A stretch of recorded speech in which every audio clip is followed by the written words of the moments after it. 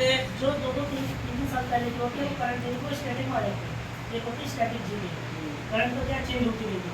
तो आजकल एसएससी की जो पैटर्न है उसमें स्टैटिक जीबी कुछ ज़्यादा आएगा, जैसे हिस्ट्री हो गई, पॉलिटी हो गई, सारे स्टैटिक का पोर्शन है। तो स्टैटिक को कवर कर लो और करंट अफेयर अगर करना है उसी साल में करो, जैसा तो पिछले साल उससे आगे नहीं आता। मेन चीज़ स्टैटिक है।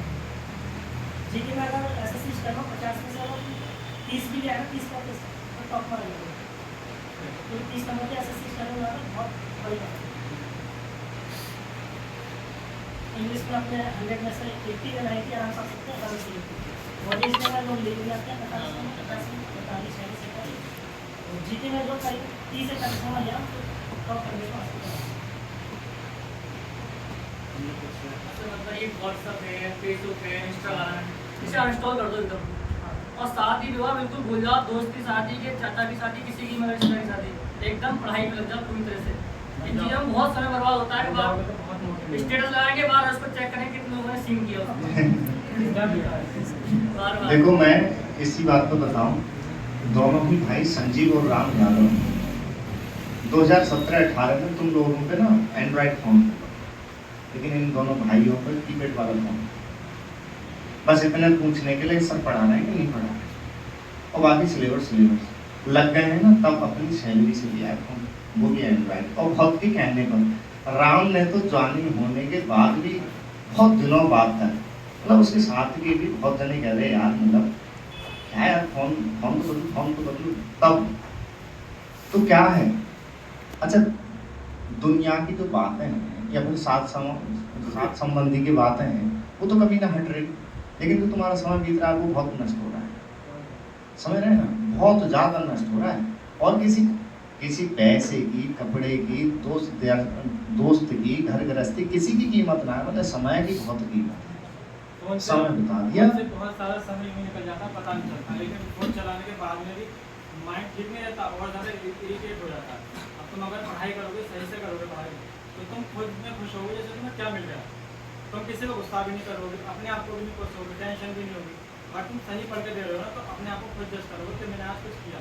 और एक दिन 2 दिन करने से नहीं होता, जो हम बने फिर रहे हैं कि मैंने आज पढ़ाई की है, उसको नियत रखना है, नियमित तरीके से रखना है।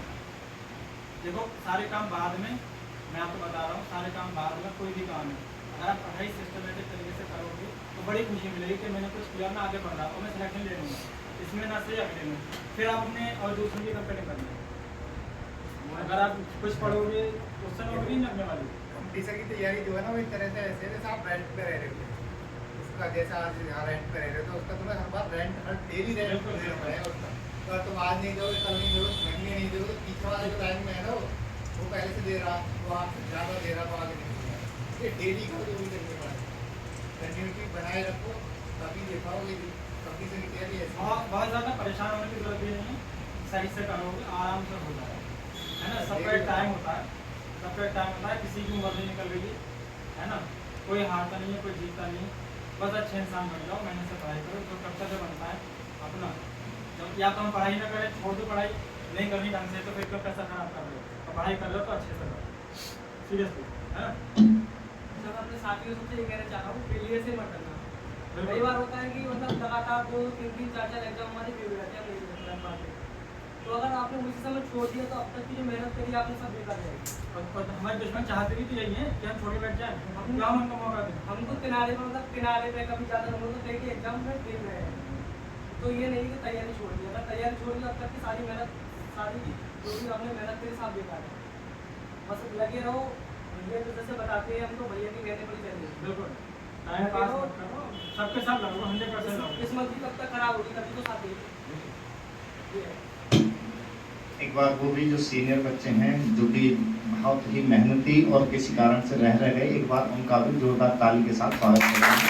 उनका भी हौसला बढ़ेगा तो वो अपनी तैयारी करते हैं, ठीक है। तो मेरे ध्यान से अपनी तैयारी में जुटें, ये नहीं कि असफलताएं हाथ लगेंगी तो बैठ गए, ये बिल्कुल आती रहती है दिक्कतें, ठीक है। ये सब माहिर कैंडिडेट हैं, अभ्यर्थी हैं, ये एपीएससी निकालेंगे सर। मैं बता नहीं रहा हूँ, ये रहे कभी हसन जी रहे, ललित जी रहे, ये सब एपीएससी निकालेंगे।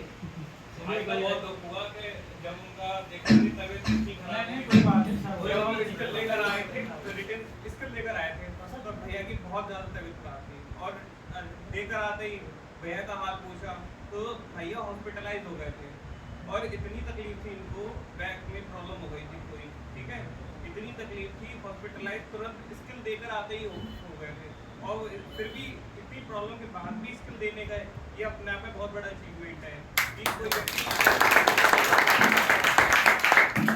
चलो फिर सभी थोड़ा है?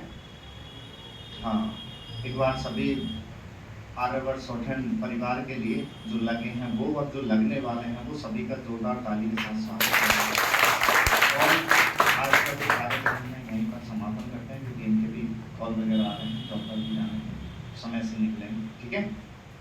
तो सभी का मेरा कहना यही है कि जो है सारे काम जो गृहस्थी के हैं वो करते रहे, लेकिन अपनी पढ़ाई न छोड़ें। पढ़ाई से तुम लगोगे, हर गृहस्थी का कोई लेना देना नहीं, तो टाइम भी तुम्हें निकालना पड़ेगा, समझ गए। और साथ देने वाले ना थोड़ी बहुत देंगे, लेकिन साथ कुछ दिन देंगे फिर उसके बाद हमें जाते हैं, ये बात हमेशा ध्यान रखना। तो अपनी तैयारी के लिए, अपने भविष्य के लिए खुद सचेत रहना पड़ेगा, कोई साथ नहीं होता है। जो हेल्प कर रहे हैं वो हमेशा के लिए आपको बहुत बढ़िया, लेकिन अगर आप लोग दूसरों पे निर्भर होने लग जाओगे, नहीं वो नहीं कर रहा तो वो नहीं, वो नहीं कर रहा तो वो नहीं, तो वो बहुत पछताओगे इस चीज़ में, ठीक है। तो आज यही कार्यक्रम समापन करते हैं, ठीक है। तो एक बार जोर से नारा लगाएंगे, भारत माता की जय, भारत माता की जय।